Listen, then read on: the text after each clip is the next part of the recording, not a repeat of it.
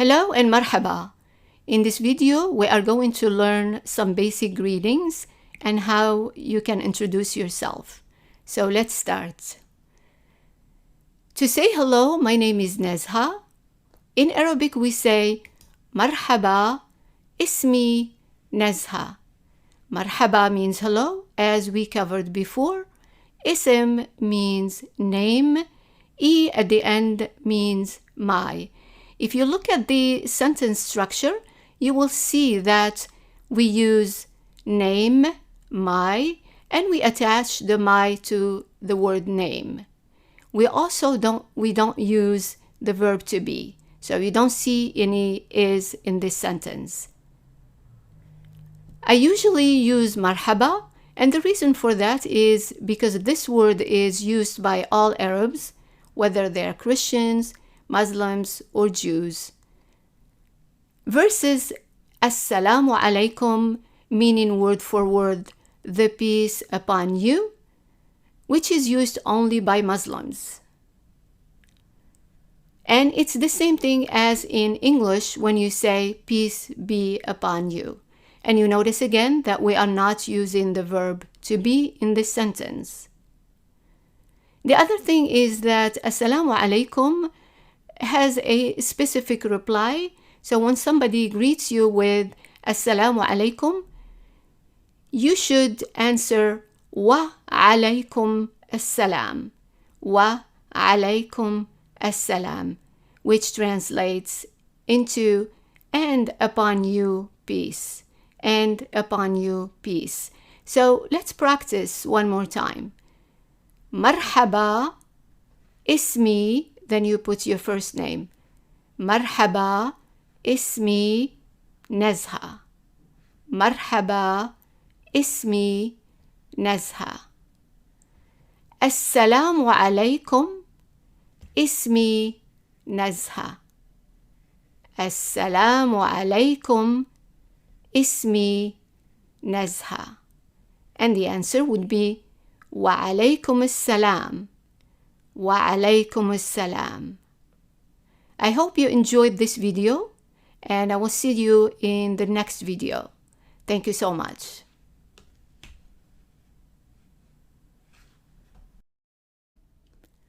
Hello and marhaba. Nezha here. I would like to introduce myself to you so you can get to know me better. And please feel free to introduce yourself to me in the comment section. I always love getting to know my students. I have been teaching for as long as I can remember, and I'm passionate about languages and teaching.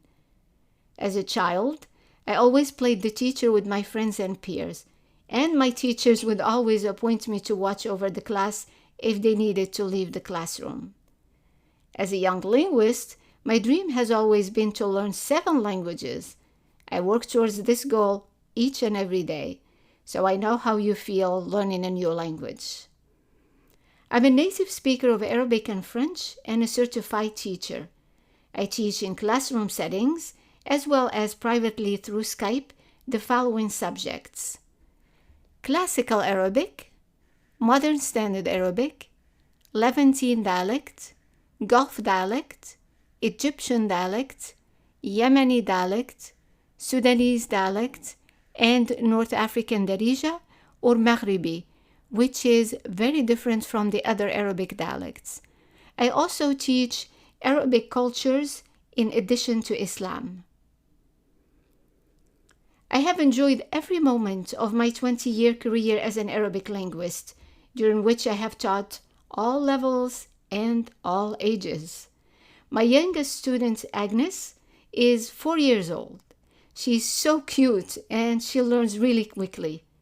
My oldest student, Barbara, who is 75 years old, actually wrote a book that teaches the Arabic alphabet. Even though she started her Arabic journey late in life, she was able to develop a good grasp of the language. Therefore, you too can learn Arabic with the proper tools and courses, no matter your age or background. As for academic settings, I have taught in high school, college, foreign language schools, and the Center for Arabic Culture, which is located in Boston, Massachusetts, in the US. In this center, I have developed and taught courses in formal Arabic in addition to the dialect spoken in Lebanon, Syria, Jordan, Palestine, Egypt, Morocco, Algeria, Tunisia, and Libya. For over 10 years, I have been teaching government officials in order to prepare them for the written and oral Arabic proficiency tests and to communicate with Arabs from different regions. They have been requesting me as their teacher ever since. I also have a bachelor's degree in biology as well as a medical terminology certificate, which has given me the opportunity to teach Arabic dialects and Arabic medical terminology to doctors who treat patients coming to U.S. hospitals from countries such as Saudi Arabia, Qatar, United Arab Emirates, Kuwait, and others. In addition to teaching, I translate and interpret in hospitals, schools, law firms, and U.S. courts such as immigration courts, probate courts, juvenile courts, and others. I hope I did not bore you with all this information. In short, I just want you to know that in taking my course, you are in good hands and that I will help you fulfill your dream of learning and communicating in Arabic. I hope you enjoyed this course and that I will be your favorite teacher. See you soon. إلى اللقاء. أهلا ومرحبا, Nezha here. In this video, we are going to answer the question, where is Arabic spoken?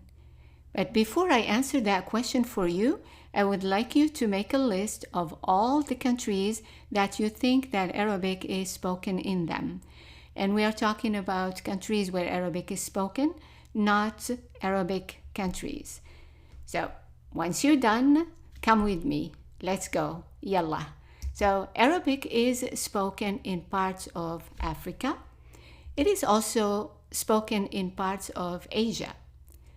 In Africa, Arabic is spoken in North Africa, starting with Morocco, Mauritania, Algeria, Tunisia, and Libya. These 5 countries form a region that is called the Great Maghreb.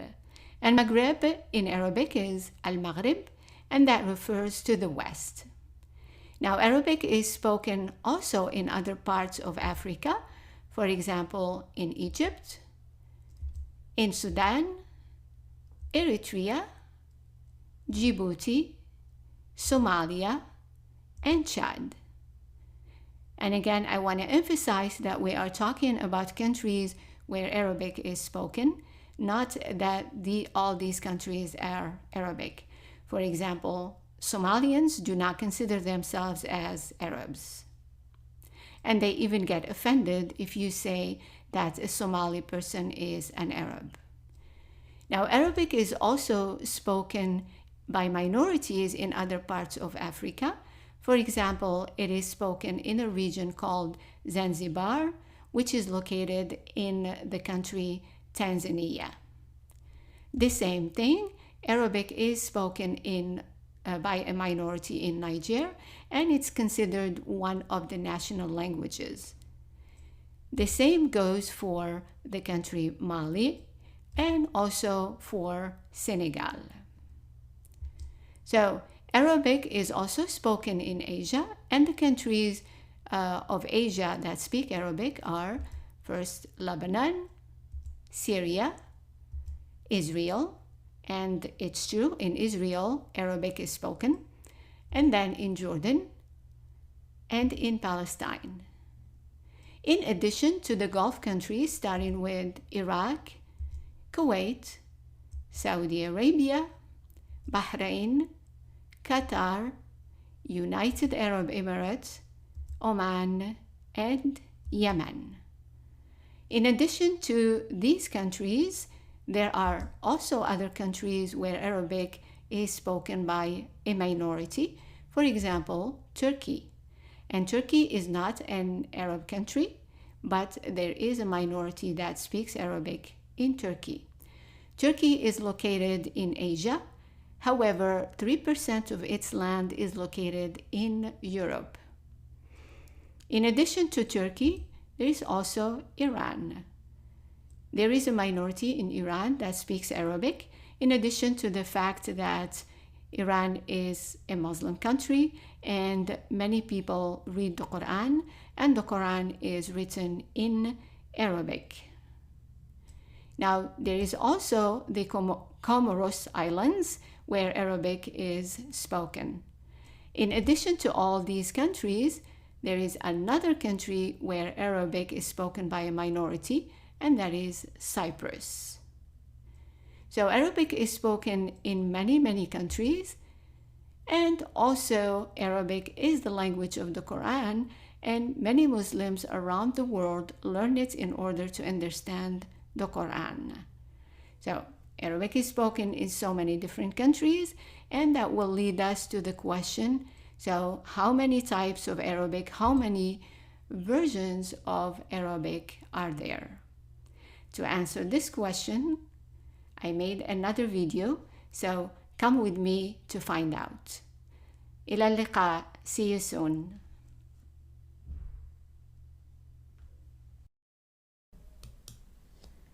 Marhaba. In the previous lesson, we have covered the countries where Arabic is spoken. In this video, we will cover in a simplified way how we classify the different versions of Arabic. Let's first start with Classical Arabic. Classical Arabic is the version used in the Quran, Hadith, and early Islamic 7th to 9th centuries literature. Most Arabs are not really familiar with this form of Arabic.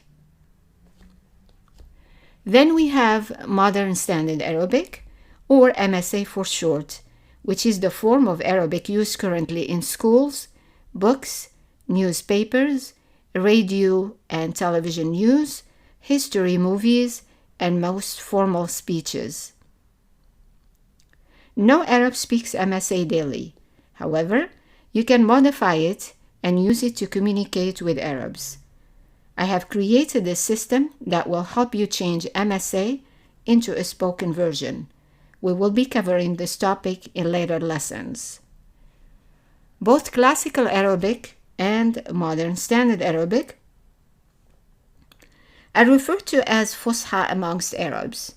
However, scholars differentiate between the two by calling Classical Arabic Fusha Turath and Modern Standard Arabic Fusha al-Asr. As for dialects, for simplicity, we usually divide the dialects into 4 major groups. Levantine dialect, which is spoken in Lebanon, Syria, Jordan, and Palestine. Egyptian dialect, spoken in Egypt. And even though it's in the same country, pronunciation of certain letters differ between city dialects and rural dialects. We will be covering that later in this course. Then we have Gulf dialects, which is spoken in the countries of the Gulf, such as Saudi Arabia, Kuwait, Oman, United Arab Emirates, Bahrain, and Qatar. Some classifications include the Iraqi dialects in the Gulf dialect group, and some don't. I will be explaining the differences in later lessons, as I plan to make Arabic lessons in different dialects. Now, let's talk about the last one, Darija or Maghribi, North African Darija or Maghribi. This dialect is spoken in Morocco, Algeria, Tunisia, Libya, and Mauritania. Some Arabs do not consider this dialect as an Arabic dialect, since no other Arabic speaker can understand it, especially the version spoken in Morocco. This is the dialect that I do not recommend for you to learn, since it is like another language, unless you are relocating or traveling to the greater Arab Maghreb, meaning to Morocco, Algeria, Tunisia, Libya, or Mauritania. Otherwise, I would not recommend it. We could probably compare the Maghribi dialect and the other Arabic dialect groups to maybe like Spanish versus French, or Italian. I personally consider it as a different language since the other Arabic speakers cannot understand it. Proof of that is when you watch an Arabic show called Arabs Got Talent, you will see that there is always a translation on the screen whenever there is a participant from Morocco or Algeria, even though these Moroccans and Algerians try their best to be understood.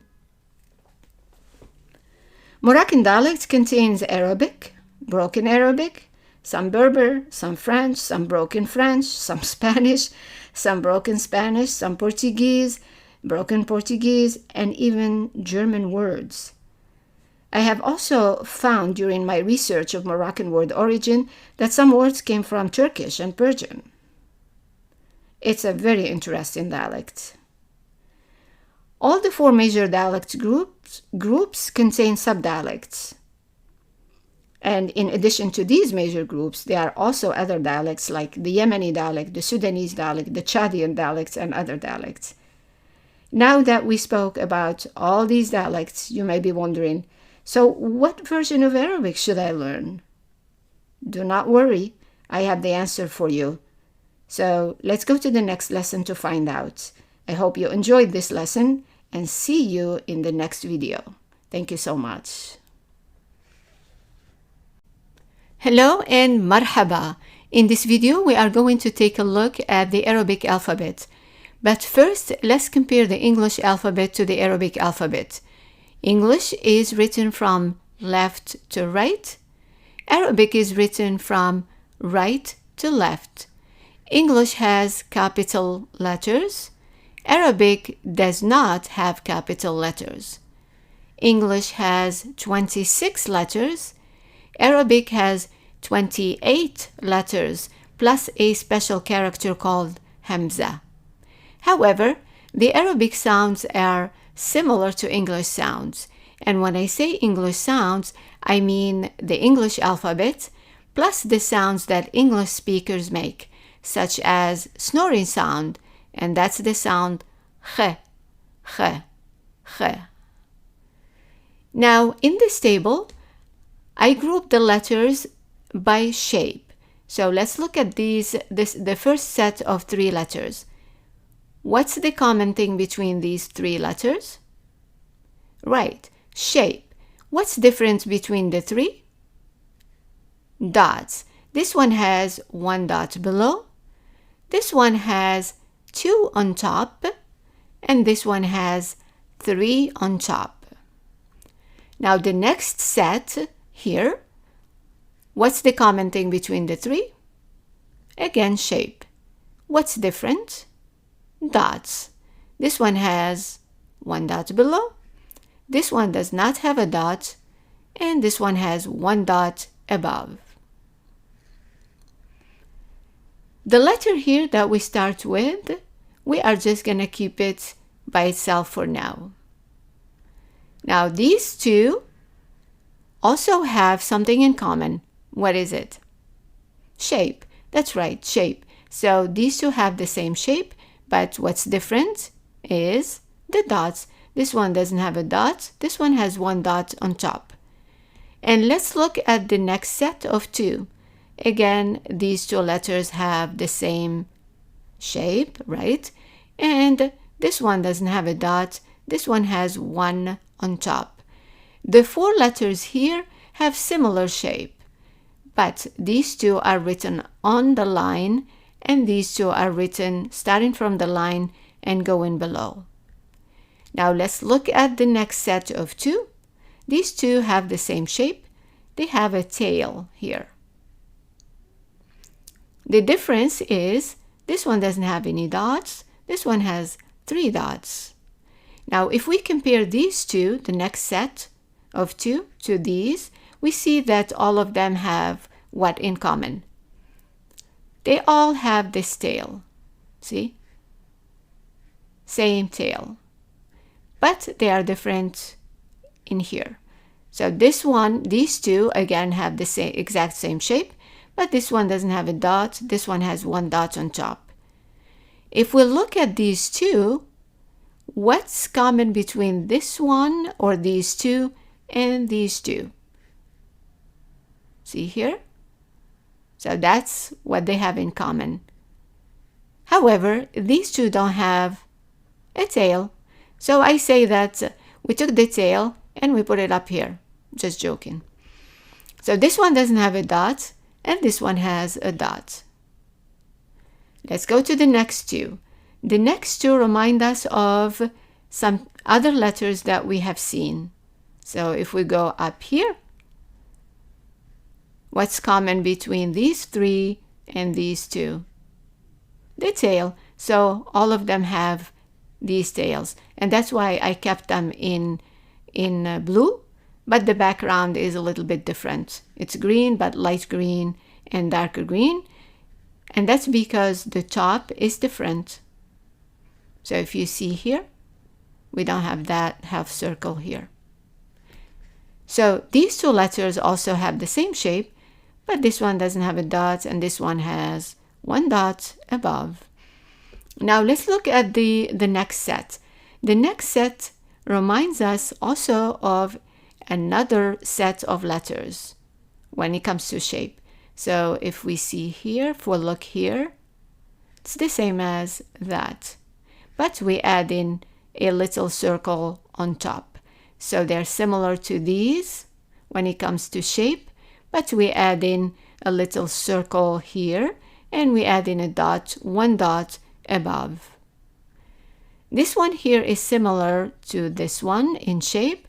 However, this one stays on the line and this one goes below the line. And it has two dots. Now let's look at the next two. The next two also have something in common, the shape. So this one here is like a cane. This one is like a cane. However, this one stays on the line. This one goes below the line. Plus, this one has something that looks like the special character that we talked about that's called Hamza in here. The next one here has kind of like almost a circle and then a tail going down. And I have it here in black and the background is blue, just like this one, because this one has a shape of a little circle, but it doesn't have a tail. We cut the tail here.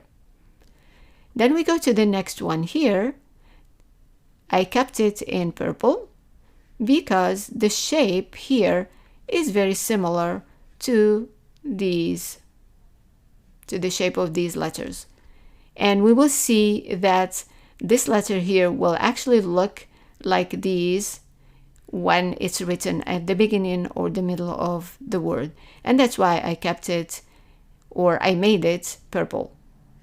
The next one here, if you see, it's in red, and it reminds us of the shape in here with a little circle on top. So it's similar to this, but with a circle. Then we go to the last one here, before the Hamza, the special character. This one here is in purple. The reason for that is that this letter, in some cases, is written the same way as these three. So that's why I have it in purple. Now the last one here is actually the Hamza, the special character called Hamza. And the Hamza, in some books, it's written on top of the first letter. In some books, it's written between these two letters.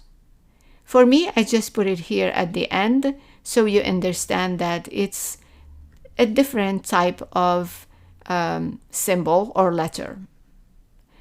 I hope this gave you an idea about the Arabic alphabet compared to the English alphabet, and I will see you in the next video so we can start learning the names of the letters. I hope you enjoyed this video and see you in the next video. Hello and marhaba, Nezha here. In this video, we are going to learn quickly the names of the Arabic letters. If you would like the complete guide to how to write, read, and pronounce Arabic letters, words and sentences with exercises and answers, then refer to my first course. Ready? جاهزين? Let's go. يلا. So the first one here is, and please repeat after me, ألف ألف باء باء تاء تاء ثاء. This one is like TH as in the number 3. So it's ثاء ثاء. جيم جيم.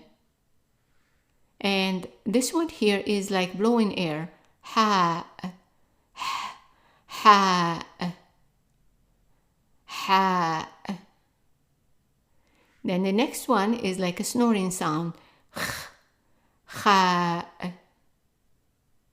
kha kha. Dal dal ذال.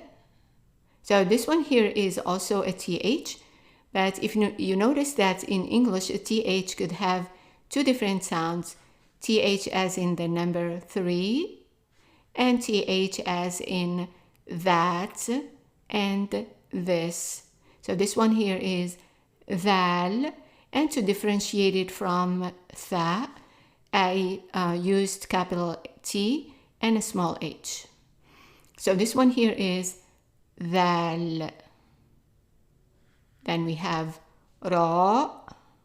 It's an R. It's kind of in between the English R and the Spanish R. It's a rolled R, but it's not as strong as the Spanish R.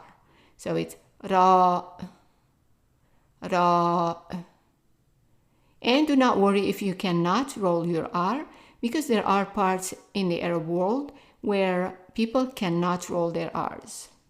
So if you say ra, it's okay. You can try to make it perfect, but if you can't, it's fine. Next one is zai, zai,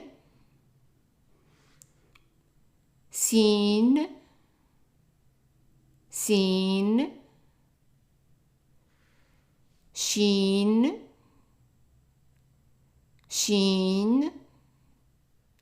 And then this one here is also an S in English. For example, if you have the word S-O-F-T, it's pronounced soft, so it's a so.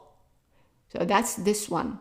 If you have the name Susan, Sue or Sue, then it's this one here. So sin and sod, sod. Dod. It's a D, but pronounced in the back of the throat. Dod. Dod. Ta. It's also like a T, but pronounced in the back of the throat. Ta. Ta. The. It's like this one here, ذال, but also pronounced in the back of the throat. So it's the and ذال. So this is the, and this one is the. ذال, ضاء, تاء, طاء, دال, ضاد, sin, sod. Okay, let's go to the next one. This one here does not exist in the English alphabet, but we can think of like when you're pronouncing the vowels and you kind of, someone is choking you or trying to tighten the airways. So it's ah, ah, and the name of it is Ain, Ain. One more time. Ain. Great. Next one is similar to the French R, which is R, and it's like a gargling sound. So to practice this one, just put some water in your mouth and gargle, and that's actually the sound. It's rain, r, rain, rain. Fa, this is an easy one. Fa. And then this one also does not exist in the English alphabet. It's qaf. It's like a Q, but also pronounced in the back of the throat. So it's qa, qaf, qaf, kaf, just like a regular K, kaf, lam, lam. And also the L is a little bit, it's different. It's pronounced differently from the L in English. The L in English, the tongue is not contracted, but in Arabic, the tongue is contracted and it goes to the roof of the mouth and behind the teeth. So l, la, lam, lam, mim, mim, noon, noon, ha. So this one is just like the English H, he, ha, ha, wow, wow, ya,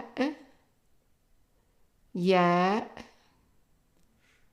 hamza, hamza.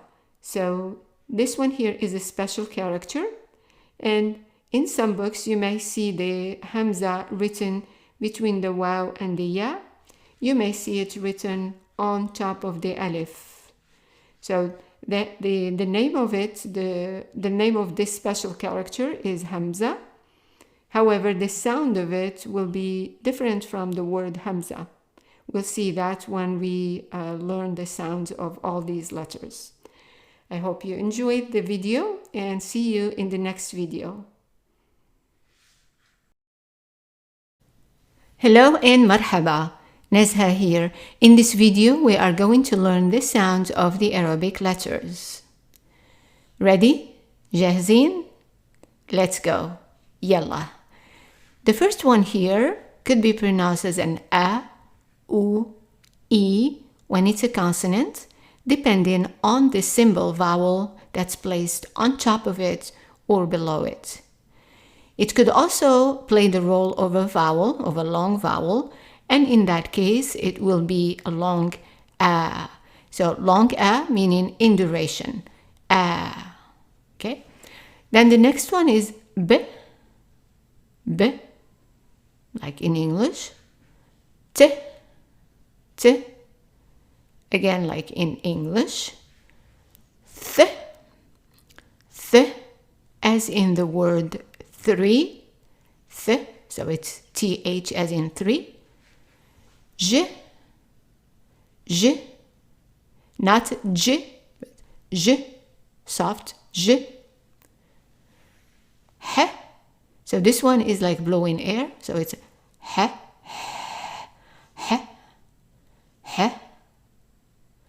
A snoring sound. So H. H. D. D.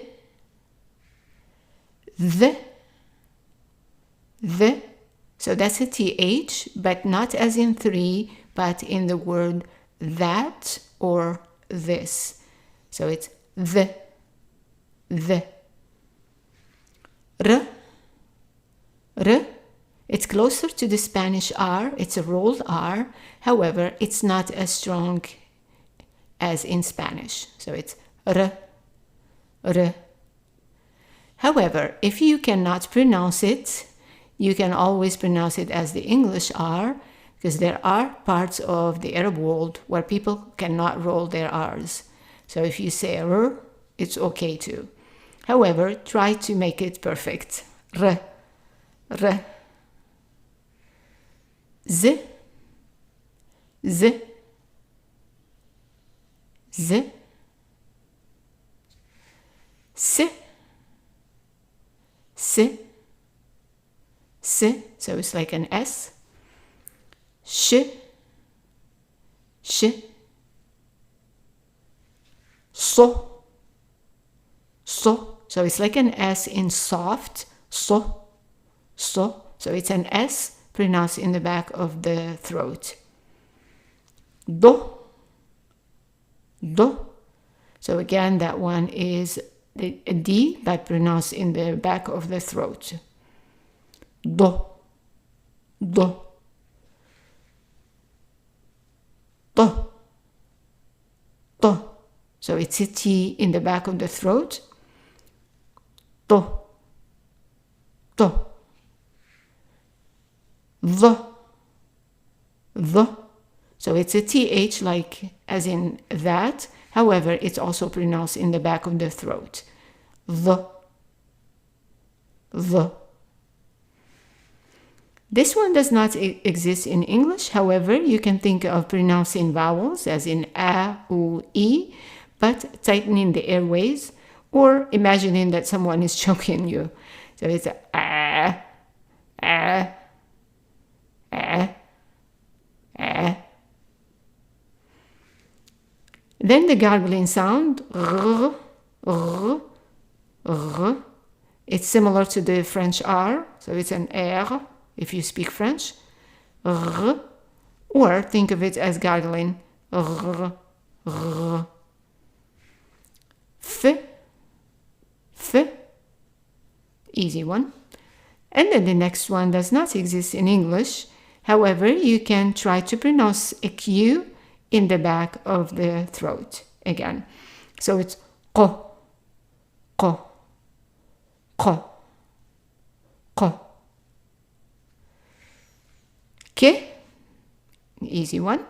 Ke, le, le,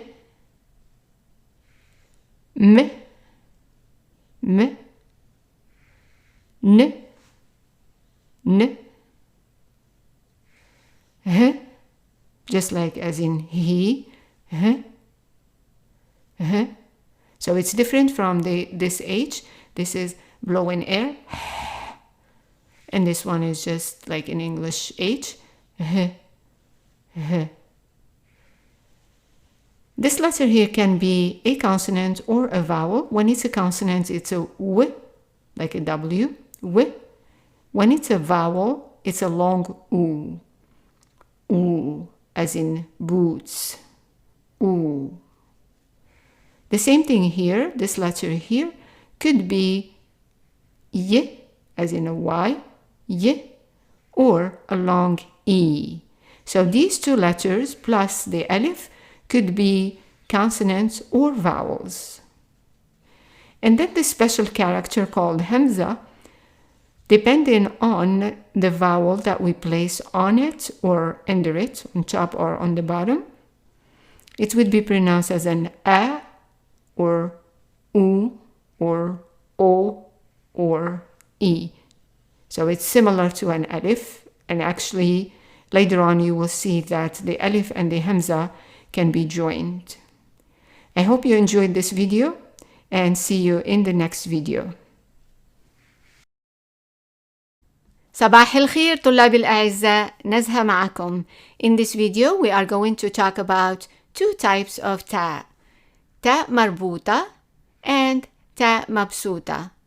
Ta marbuta means tied T and ta mabsuta means flat T, and you will see why we call them that way. Now the ta mabsuta is the one that we already learned. The ta marbuta, we will introduce it in this video. The ta marbuta exists only at the end of words, and it usually makes the word feminine. It is pronounced as h sound before punctuation, Let's say, for example, I have a word that ends with ta marbuta. I wouldn't pronounce that ta as a ta. I would pronounce it as a ha when I stop. Now, let's look at the ta mabsuta and ta marbuta after a connector and non-connector. We'll start by handwriting them. So the first one here, the handwritten one, so let's say we have a ta mabsuta after a connector. So the connector would be like ba, and then we would write the ta and close the door, and then the two dots. So that's ta mabsuta after a connector. Now, the ta mabsuta after a non-connector, let's say, for example, we have dal, we leave space, and then we write the ta. When it comes to ta marbuta after a connector, the ta marbuta will have a different shape than the ta mabsuta. So as a connector, let's pick ba. And then to write the ta marbuta after a connector, we go like that. And two dots. I always say that it looks like a giraffe, like the head of a giraffe. Then the ta marbuta after non-connector. So we'll have dal. And then the ta marbuta will look like kind of a circle, but not a perfect circle. And two dots. Now let's look at them when we type them. So let's say we have ba and then ta. So that's ta mabsuta after a connector. The next one is ta mabsuta after a non-connector. And again, we'll pick dal as non-connector and then ta. Then the next one, ta marbuta after a connector. So we'll pick again ba and then ta marbuta. The next one, dal and then ta marbuta. So that way you will see how they are typed and how they are handwritten. I hope this video helped you to understand the ta marbuta and ta mabsuta, but if you still have questions, please let me know in the comments and I will do my best to answer you. إلى اللقاء in the next video and مع السلامة. السلام عليكم طلابي الأعزاء، نزهة معكم. In this video we are going to learn short vowels in modern standard Arabic. What we call in Arabic الحركات القصيرة in فصحى. الحركات القصيرة في الفصحى. And here we use the word harakat meaning movement. So basically in Arabic we say short movements instead of short vowels. And we use the word movements because when we add a vowel, we usually move our lips. In Arabic, there are two types of vowels. The short vowels, which are just symbols that we write on the letters or below the letters, and long vowels, which are actual letters. So in this video, we are going to talk about the short vowels, which are just symbols. So جاهزين؟ يلا. The first short vowel we're going to talk about is what you see here. And the name of it is fatha. Fatha. And the meaning of fatha is opening. And that's because when we add this vowel, we open our mouth to pronounce the sound. So we're going to agree that we will represent the fatha with the letter A. If you speak French or Spanish, you will understand why, because this is read A, and it's the same thing as in Arabic, the fatha, in modern standard Arabic. So let's take a look at this example.